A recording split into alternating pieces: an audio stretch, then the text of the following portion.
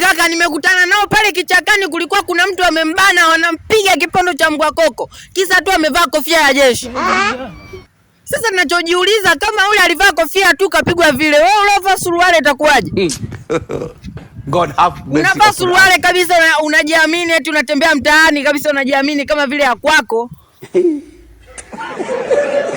Amevaa suruali ya jeshi. Wadogo, sikia basi. Usipayuke sana. Umeona wapi? Mimi naongea na simu bwana. Simu gani unaniongelea kabisa? Mimi si ndo nimevaa suruali ya jeshi. Hizo wewe hofu zako, mimi naongea na simu. Dogo, sije ukanichoma mimi Jafari. Afaiti anaogopa na hizo ndevu zote, eti anaogopa mwanaume mwenzie.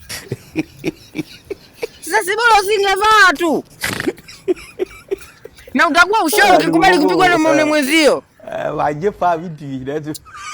Kaka anaichikidali apigwe kweli. Wadogo, mimi naona kama utaniharibia. Huko naenda mwenyewe, mimi narudi zangu. Kwa sasa hivi tusiongee na simu sasa.